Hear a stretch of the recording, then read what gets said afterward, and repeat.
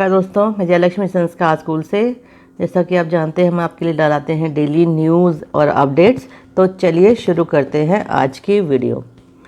सबसे पहले हम बात करेंगे कि अग्निवीरों पर मेहरबान हुई राज्य सरकारें, लिस्ट हुई जा रहे, इस पर बात करेंगे। ECHS ने जारी की एडवाइजरी, कैसे आप अपना पॉलीक्लिनिक चेंज कर सकते हैं इसके बारे में।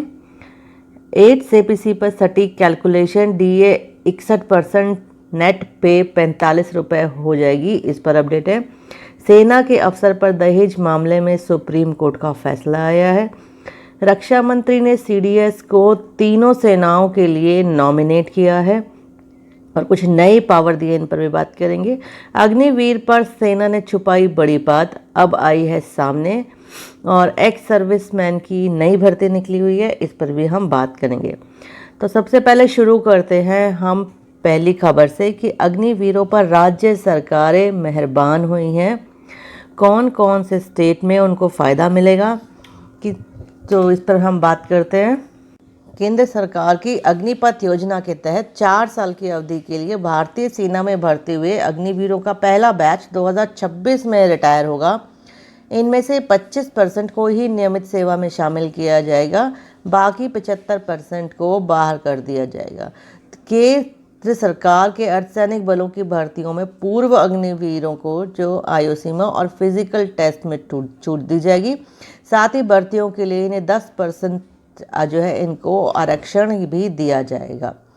देखते हैं कौन से राज्यों में यह मेहरबान हुई है, कौन कौन से राज्य सरकारों ने आरक्षण की घोषणा की है। तो इसमें यूपी 20%, हरियाणा 20%, MP 10%, राजस्थान 10%, उत्तराखंड 10%, गुजरात 10%, असम 10%, उड़ीसा 10%, अर्धसैनिक बलों में भी 10% का रिजर्वेशन इनमें रखा गया है।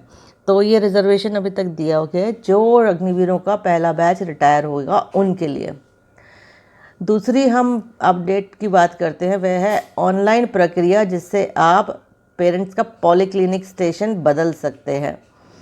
तो किस तरह से ये आप ऑनलाइन प्रक्रिया कैसे करनी है और किस तरीके से आप इसको कर सकते हैं, क्या क्या करना है इसमें देख लेते हैं हम। ऑनलाइन प्रक्रिया क्या है, ECHS में लॉगिन करके ही आप चेंज कर सकते हैं। इसकी प्रक्रिया हिंदी और इंग्लिश दोनों में ही दी गई है, इसे आप नोट भी कर सकते हैं, इसका स्क्रीनशॉट करके आप रख लीजिए।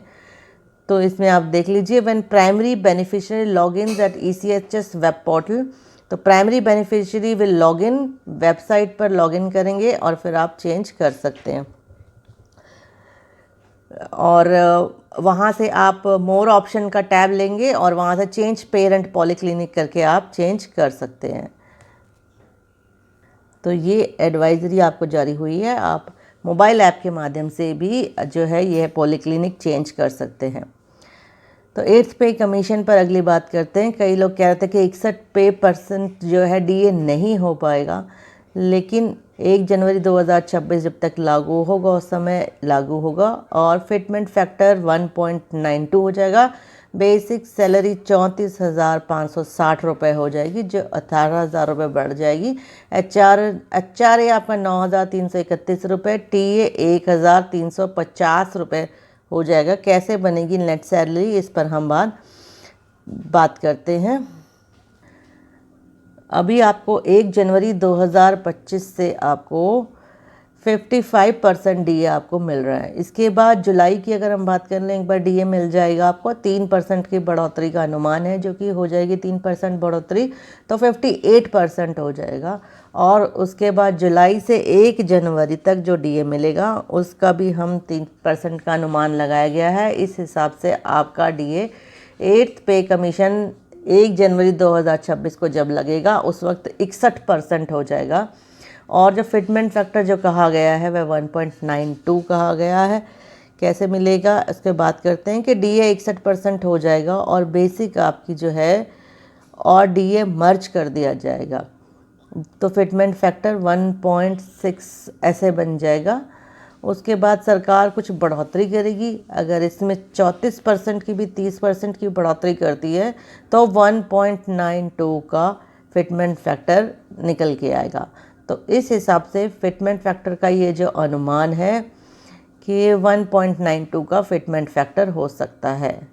सैलरी एचआरए में भी बढ़ोतरी होगी, टीए में भी बढ़ोतरी होगी, और इसमें जो फिटमेंट फैक्टर के साथ में जो नेट सैलरी बनेगी उसकी भी जानकारी हम देख लेते हैं। बेसिक पे जिनकी 18,000 थी, पे लेवल 1 की बात कर रहे हैं हम, तो उसकी रिवाइज्ड बेसिक पे फिटमेंट फैक्टर के साथ हो जाएगी 34,560 रुपये।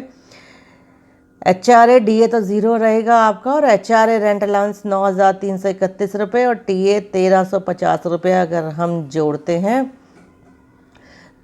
हैं तो हम आपका बन जाएगी, जिसकी बेसिक 18,000 है तो फिर बन जाएगी 34,560 रुपये। तो जिसकी हम सिर्फ 18,000 वाली बेसिक की बात कर रहे हैं, जिस हिसाब से आपकी बेसिक होगी उस तरह से आपकी बाकी पे भी चेंज हो जाएगी, और पेंशनर्स के लिए भी यही चीज़ लागू होगी। एक बड़ी खबर आई है कि दहेज हत्या मामले में सेना के अधिकारों को राहत देने से सुप्रीम कोर्ट का इनकार, कहा ऑपरेशन सिंदूर में भाग लेने से नहीं मिलती है छूट। ये एक बात थी, सुप्रीम कोर्ट ने दहेज हत्या के मामले में दोषी ठहराए गए भारतीय सेना के अधिकारियों को आत्मसमर्पण से छूट देने से मंगलवार को इनकार कर दिया, जबकि उनके वकील ने पाकिस्तान के खिलाफ हाल ही में हुए सैन्य अभियान ऑपरेशन सिंदूर में अधिकारी की सेवा पर प्रकाश डाला था। उन्होंने कहा था कि जो ऑफिसर ने बहुत ज़्यादा देश की सेवा करी है तो इसलिए छूट दी जानी चाहिए, लेकिन न्यायमूर्ति उज्ज्वल भुइयां और न्यायमूर्ति के विनोद चंद्रन की खंडपीठ ने गिरफ्तारी से संरक्षण की याचिका खारिज करते हुए अधिकारी को 2 सप्ताह के भीतर आत्मसमर्पण करने का निर्देश दिया है। अधिकार की ओर से जो है वकील ने दलील दी थी कि उनका मुवक्किल भारतीय सेना में ब्लैक कैट कमांडो है जिसने ऑपरेशन सिंदूर में भाग लिया था और देश की सेवा की है, लेकिन अदालत ने उनकी इस दलील को खारिज करते हुए कहा कि ऑपरेशन सिंदूर में काम करने से आरोपी अधिकारी को घर पर अत्याचार करने की कोई छूट नहीं मिलती है। अगली बात करते हैं कि रक्षा मंत्रालय ने एक बड़ी बात की है। चीफ ऑफ डिफेंस स्टाफ और सचिव एवं सैन्य कार्य विभाग के लिए 3 सेनाओं के लिए संयुक्त निर्देश एवं संयुक्त आदेश जारी करते हुए इनको नई पावर दिया है, जिससे सैन्य बलों के बीच अधिक तालमेल सुनिश्चित किया जा सके। यानी जो चीफ ऑफ डिफेंस स्टाफ है उनके सचिव हैं, और उनका जो सैन्य कार्य जो विभाग है, तीनों सेनाओं के लिए एक संयुक्त निर्देश और एक संयुक्त आदेश दिया जा सकता है। अब सीडीएस का जो भी स्टाफ है, सैन्य कार्यालय है और खुद सीडीएस है, ये अधिकृत है कि संयुक्त निर्देश वो दे सकता है, जिसके अंदर सारे सैन्य बलों को निर्देश दे सकता है, जिससे अधिक सैन्य बलों के बीच तालमेल बढ़ेगा। एक अगली बड़ी खबर आई है कि हमारे बेटे पर आत्महत्या नहीं की, अग्निवीर आकाशदीप का परिवार न्याय की मांग कर रहा है। ड्यूटी पर रहते हुए उनकी मृत्यु के 1 महीने बाद अग्निवीर आकाशदीप के परिवार को बताया गया कि मृत्यु आत्महत्या से हुई थी। फरीदकोट जिले के कोटेबहल गांव के मूल निवासी आकाशदीप सिंह की मौत 15 मई 2025 को हुई थी। उनके परिवार का कहना है कि उन्हें शुरू में बताया गया था कि उनकी मौत गोली लगने से हुई है, लेकिन 15 जून को पूरे 1 महीने बाद उन्हें बताया कि उन्होंने श्रीनगर के अरवतीपोरा के पास ड्यूटी के दौरान अपनी सर्विस राइफल से कथित तौर पर खुद को सिर में गोली मार ली थी। 15 जून को परिवार की दुनिया एक बार फिर से उलट गई जब वे आकाशदीप की मौत की जगह देखने श्रीनगर गए। वहां 42 राष्ट्रीय नेशनल्स के कमांडिंग ऑफिसर जिनके साथ आकाशदीप तैनात थे, उन्होंने बताया कि उन्होंने आत्महत्या की है। ये सुनकर उनका परिवार ने कहा, हम चौंक गए और हमें पहले यह नहीं बताया गया था। तो इससे ही उन्होंने कहा कि उन्हें न्याय चाहिए। अब अगली हम बात करते हैं जॉब वैकेंसी के बारे में कि पंजाब सरकार की तरफ से वैकेंसी निकाली गई है। ये वैकेंसी ग्रुप 4 की वैकेंसी है और ग्रुप 3 की भी वैकेंसी है, जिसमें कि JCB operator, supervisor, bus driver, tipper driver है, लेबर फॉर टिपर्स हैं, labour for MRF shed and pits हैं। तो इसके अंदर आप देख सकते हैं जो 10वीं पास है या 10+2 हैं, इसके अंदर आप अप्लाई कर सकते हैं। और आप देख सकते हैं नंबर ऑफ़ वैकेंसी भी दिखाई जा रही है और 26 जो है 2025 है। तो आप ये शाम तक इसको अप्लाई कर सकते हैं 3 बजे तक आज। तो कर दीजिए आप इसको अप्लाई, और इसके अंदर जो एक्स सर्विसमैन हैं उनको आरक्षण का कोटा भी मिलेगा। तो जानकारी ये थी आज की वीडियो। अगर आपको वीडियो अच्छी लगी हो then please like and share and subscribe our channel so that